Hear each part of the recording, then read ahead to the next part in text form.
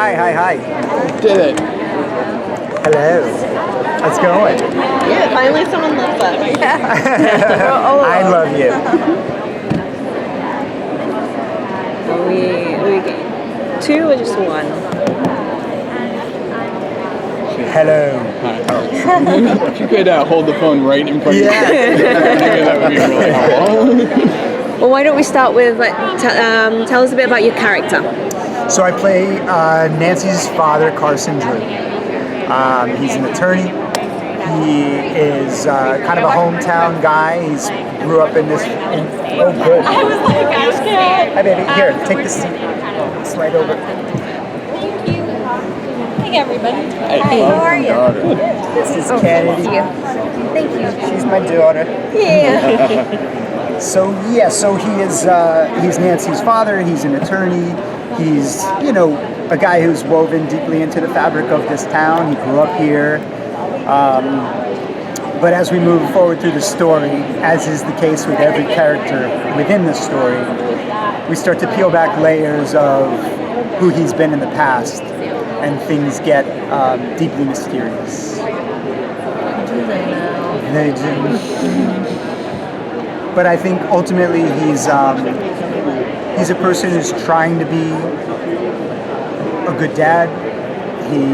They're reeling from the loss. What is it? About 6 months before our story picks up, that my wife. We're in August. We start in August, and she passed in February. Yeah. So it's been about a half a year since my wife, her mom, passed away. Did you, And so, these are two characters who are just trying to figure out what life is supposed to be in the wake of that the main loss. character loves solving crimes in a small town. And I'm done now. So should we do the same question? Tell us a little bit about Nancy Drew. Sure. Well, her reputation precedes her. She is very much derived from the original character in that she's this rebel with a cause, always willing to stand up for justice at any cost, for better and for worse. A kind of a good girl rule breaker, if you can have both. And so that's sort of those. She's insanely witty and meticulous in the way that she evaluates things. She's got a very quick motor, and that's all comes from the original iteration. But we're seeing her in a modern context where she's dealing with a little more trauma than we had ever really seen, in her personal life at least, than we ever really got to see in any other iteration thus far, especially in the original books. So we're seeing how that affects her, and kind of watching what is both one of her greatest strengths and her greatest flaws, being her tenacity to deliver justice no matter how it affects other people, invite then this journey from her personally, and how she navigates the fact that she's pushing people away, but really she needs them. So we're kind of getting to explore that in the modern world, and that's sort of that focus on relationships is one of the new things I think we're really bringing to the table, allowing really complicated and gray relationships to live in our world. Yeah, I think that's I hadn't really thought about until you just said that, which is, the books were written in a simpler time, and so there was always a clearer delineation between these are the good guys and these are the bad guys. And those lines are far blurrier in life these days, and very much within our story. And so who the good guys are, who the bad guys are is murkier, but also doing the right thing sometimes can hurt people, and that's a big part of our story too. Yep. I just wanted to say what Kennedy said because it sounded so good. I have a question with Kennedy. Were you a fan of the book growing up? Oh yes, very much so. So my mother is an author, and she was a bookseller when I was growing up. And so we've always been very literary focused. I mean, I was growing up being read to every night for years and years and years and years and years, including Nancy Drew. because also my mother, raised me, and my father as well, to be a very self-reliant person, and presented a lot of literary heroines that embody that, and I don't know if anyone embodies that better than Nancy Drew. So yeah, the books for sure, the computer games as well. I played all through as a kid and into college. I mean, my current laptop has probably 20 of the Nancy Drew games downloaded on them from before this all happened. So yeah, big fan. That's awesome. Yeah. So what is the one thing that you hope that young women growing up watching this show, what is one thing that you hope that they take from you playing this iconic role? Yeah, I think, a lot of things. I think the biggest thing for me being that gender's not a defining characteristic. That Nancy is who she is because she's that person. It's not, oh, she's doing all of this stuff and she's a girl, how amazing.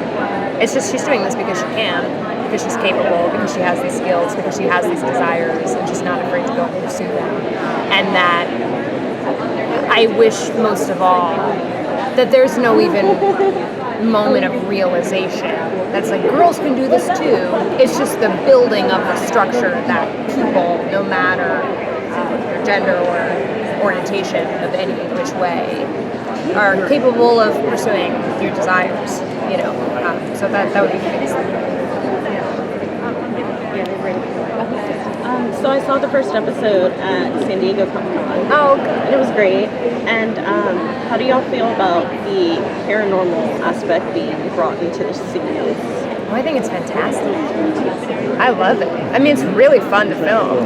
It's really, really fun to film. But I also think that it's